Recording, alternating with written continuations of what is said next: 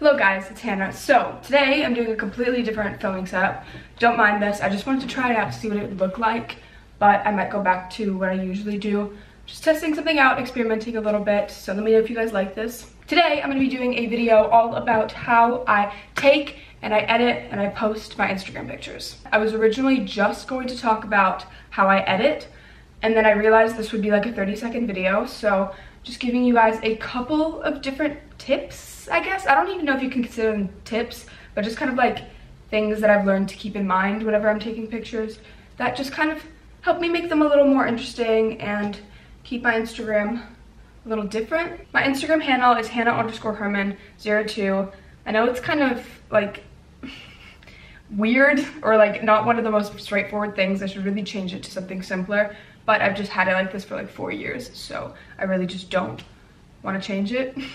This is what my Instagram looks like at the moment. As you can tell, I don't really have much of like a feed type of thing. I just kind of edit all my photos the same so they somewhat go together, but these are some of my most recent posts.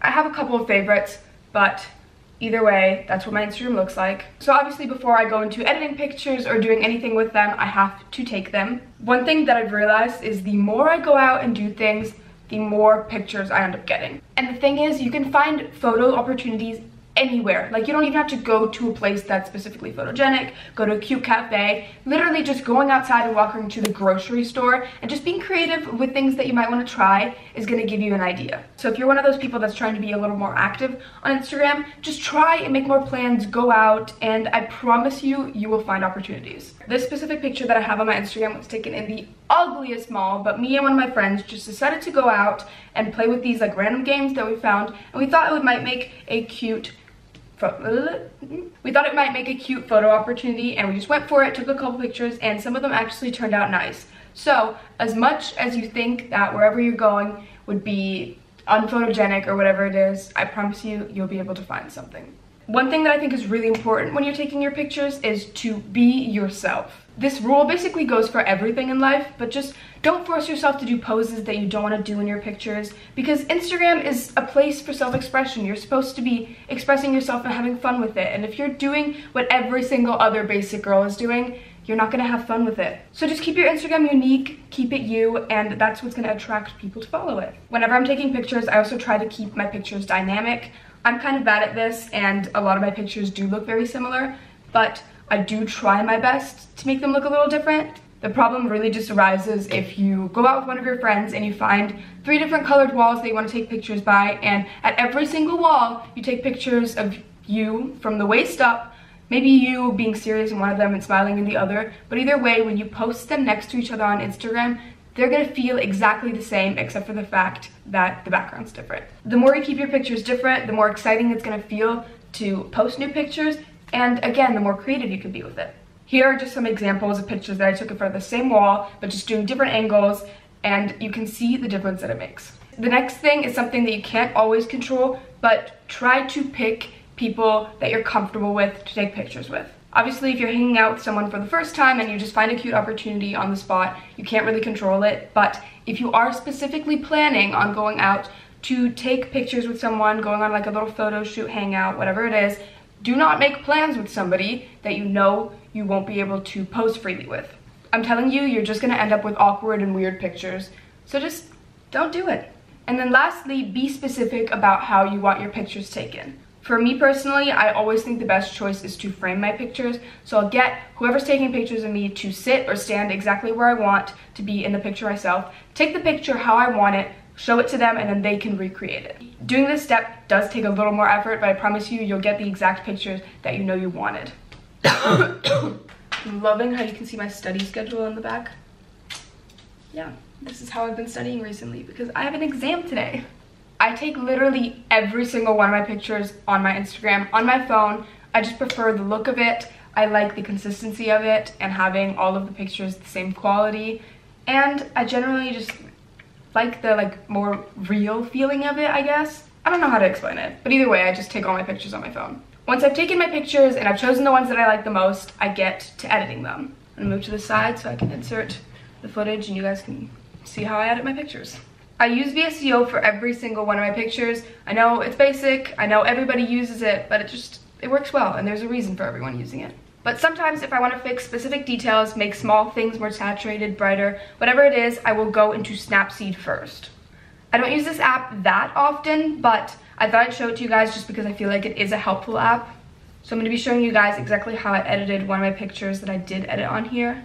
I posted a picture with this background on my Instagram already, but I thought I'd show you guys a slightly different one just because then I can show you guys different pictures. So when I'm using this app, am I recording? What you do on this app is you can fix specific details and you use the tool selection. So I press the selective tool. And for me personally, I wanted to make the door in this picture a little more pink. So what I'm just going to do is I'm going to select the bottom part of the door, choose exactly what range I want to edit, turn the brightness up a little bit, and then turn the saturation up. I'm going to do the same thing with the top of the door and with the middle of it. And then I also want to add a little bit more saturation to the plant that's in the corner just because I feel like it looks kind of like dead and droopy. Obviously, you can choose exactly how much you want to edit every single part of the picture. I specifically like this app not because it makes a huge difference, but just because I feel like it makes small things in your pictures pop and it just adds that little detail to it. So this is what it looked like before and this is what it looked like after, so you guys can see that there's a little bit of a difference. I'm going to export that picture and save a copy of it. Depending on the picture, I'll sometimes use that app and sometimes I won't, but the app I use for filters and all that stuff is VSCO. Once I've got that imported, the filter I use for every single one of my pictures is A5. For me personally, when it comes to editing, I don't like to make a huge difference to the photos. It's more just kind of like touching up small things. So when it comes to this filter, I will usually turn it to like +2-ish. Then obviously exposure and contrast, and that always depends on the picture. I usually will turn the saturation up just a little bit. One thing that I absolutely hate in pictures is when there's like a greenish tint to the shadows or something like that. So whenever I see just a little hint of that, I will fix it. So here I'm just going to put it to like +2 because there's not a huge ton. And then for every single picture, I add a little bit of vignette. I don't really know what this really does, but it's just kind of like become a habit of mine. And then lastly, I always add some grain. So I'm going to add like 1.5 to this.